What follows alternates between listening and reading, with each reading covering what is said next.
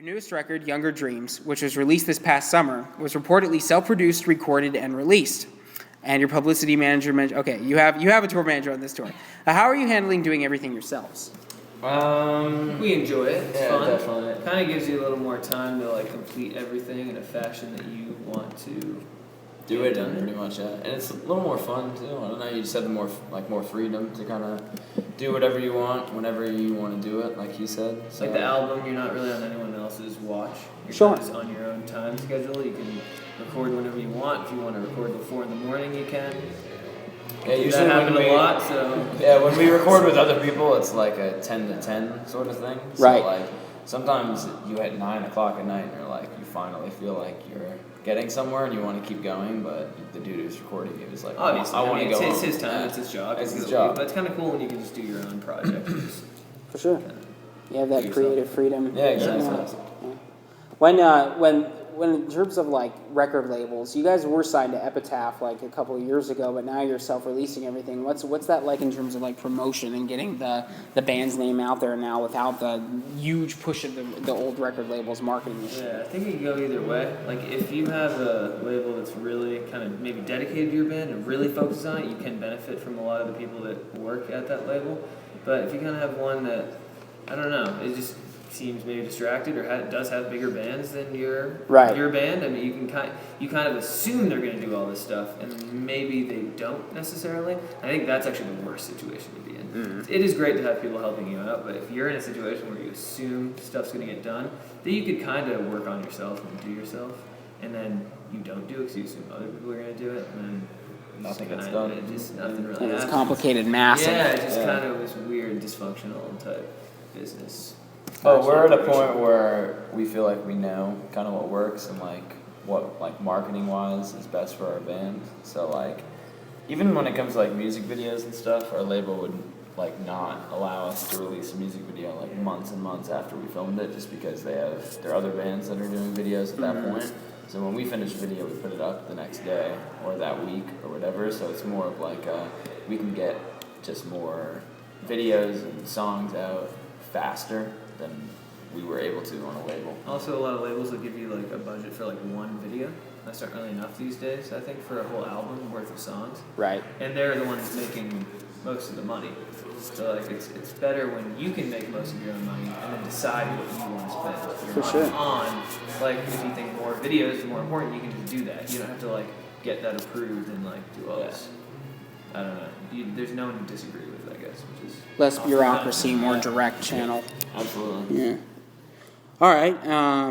Now, Colin, your former rhythm guitarist, he recently rejoined the band, as far as I can scour the internet for the news, recently rejoined the band in touring capacity this year, though Our Last Night is still officially a 4-piece group. What's the band dynamic like in regards to this? Honestly, we were just kind of at a point where we wanted like a touring guitar player to play live with us. It just sounds more natural, feels better live. Backtrack a bunch of rhythm guitar parts and just kind of like. It just didn't feel like. I didn't really like it. As a band, as a rock band, you want to go play a show and make it like a show. Sure. Not more like fake stuff coming out of the computer rather than like a real guitar player. So he kind of hit us up saying that he would love to tour again, and it's kind of like perfect timing. Everything kind of made sense. We never left on like harsh feelings at all. So there's really nobody else that could have done it. yeah, it was pretty much like we would rather him or kind of nobody. So we're stoked to have him back on tour with us. So it's been awesome. Yeah, Cool. definitely. Let's see. What else do I have? You guys are well known for your cover songs. Covering popular tunes from artists like Adele and Justin Timberlake has led to a lot of recognition from outside the regular punk hardcore community. What is the band's process when choosing which songs to cover, and how do those popular styles of these artists influence the band's original work? It's a good question, man. Nice job with that. I think, well, how we choose them, a lot of it is based on like the chords and the melodies, and a lot of it has to do with the lyrics. A lot of time there is a song that would be great, it's really popular, it would be great to cover, but then you kind of Listen to the sometimes lyrics. you maybe read the lyrics and you're like, wow, that would actually be a little odd. Me and Matt were singing it. Yeah, you could do it. I mean, there are bands I've heard that just sing the normal lyrics, and it is kind of weird. But I think it's cool that the covers kind of sound like they like could be an Our Last Night song, like a normal original Our Last Night song. So it's cool to choose like melodies and chords and lyrics that maybe we would use in one of our songs, kind of. So then it's like an easier transition, and it's easy to honor the parts and the things about the actual original version while still being able to make it like That makes sense. There's like something in heavier the and like our style. yeah. There's something like in the song that's already like Similar to something we would do. It's Yeah, just yeah. presented in a different genre, I guess. Yeah, I like that. But it definitely influences our songs, I'd say. I mean, a lot of the songs are written by like the best songwriters in the world. So when you have to study every single little thing about those songs to cover them, you definitely learn a lot through that process. Sure. What are your guys' individual favorite cover songs that you've done? Ooh, that's tough. Probably the newest like Weekend song that we Okay. did is probably one of my favorites. I think I always go back and listen to the Tough Low one we did. Okay. And I'm like, I usually, I don't know, I don't listen to it that much, but when I do go back, I'm like, wow, this is definitely one of my. It is funny. We do so many covers where we do one and then we'll listen to it for a little bit and then we're like, all right, we should work on another one. Then I don't listen to it for like a year and I'm like, oh, yeah, that one's pretty sick. I like how that one starts though. It has like this cool like guitar effect. Yeah, it's really cool. I like Radioactive. Good one. I like the Maroon 5. Good one. We all Awesome. got different ones. That's the way it works. I mean, Yeah, exactly. band dynamic, man. As a fan and listener of many different types of harder edge music, Our Last Night stands out to me as being particularly skilled in compact songwriting that is not afraid to get a little more energetic and musically sophisticated than their peers. In particular, there's a number of songs in the band's catalog that feature kind of these sudden change-ups in rhythm and tempo that I seldom hear from most other bands in this similar style. What musical predilections do you attribute this to? Good word choice. Dude, can you just hang out with me? Yeah. Thank you. Usually Appreciate the it. interviews we get are pretty bad, so this is awesome. So I like the interview, so thank you. You're welcome. Um, Glad to hear It's it. too complicated for me to answer. I think he's just talking about how we The have dynamics. so many the dynamics of all the songs. Yeah, I think it's just I think a lot of it is just the different styles of music all of us listen to. Yeah, And yeah. even from where my taste, like personally, my taste in music. When we first started- When we first started the band, which was like a lot of metal and heavier music. It's completely different now. It's different now, but I mean, our band is still a Heavy heavier band. rock band, so a lot of influences from different styles of music maybe that we listen to nowadays kind of get combined with kind of what the band has been in the past. Yeah, it's literally anywhere from like a metal band to like One Republic. Like, and we just Nice. like put it all together pretty much. It's also just like not like forced. It's kind of like when we're writing a song, it's just like whatever we feel it should head direction wise. It's kind of just like We don't feel how any it goes. pressure to like put a Yeah. heavy part in or like. We're like, oh, if the a kids song won't is- like this song because it doesn't have a heavy part. We don't like go and put a heavy part in it. Right, If right. the song, if we get to the bridge and we're like, okay, it sounds like it should explode here into this massive, like, heavier part, then like that's what we'll do there.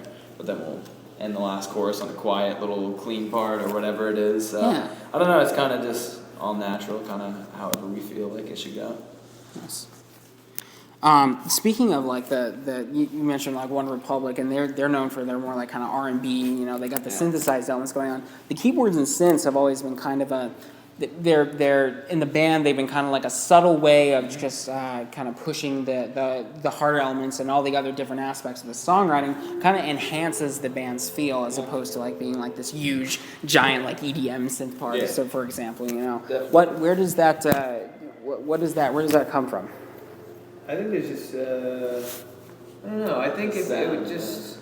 Be empty. I think for I the just stuff like kind of get bored with just two guitars, bass, and drums. There's only so much. A lot of bands do write amazing songs with just that, and props to them. It's not it says hard, a lot man. about songwriting when you can just write an awesome song with just Of guitars. course. It just adds to it. It's layers, like behind the song. It's just Sometimes fun. it's not even something where you even like hear like up front. You probably don't even notice a lot of like the synths or the pads that we do like behind the songs. But Right. it just like fills it up and like we'll make a chorus, slam it harder or something like It's that. also fun to just sit there and like Program out add stuff synth once you part. write a song. Just kind of Put the final touches on it. Yeah, strings. I mean, we use some synths. I like to do a lot of like pianos, orchestra, Yeah. and like more natural sounding Sure. like things on top of it. I mean, some synths that kind of fill stuff out, but yeah, I guess it's not like a lot of like electronic Right. DJ set. Right. When I'm using synths, I'm using them like an all-encompassing. Yeah. Whatever you hear, I guess we just kind of go for it. When you, how would you compare each of your individual performances from when the band first started out to today? Like, how do you think you've each evolved as musicians? I would say I was 10 when we first started the band, and I was pretty nervous and scared. So I would say I now face the crowd more than I used to when we would play live. I'd say, yeah, definitely. I would be, that's good. Which is always good for, like a front man to do. I don't know, it's just obviously we started. Trevor did used to just scream too. Yeah. So now he is singing pretty much all the time. So that's a big change from when we started. Yeah, definitely. I mean, we started the band so young, so I mean, I'm sure everyone.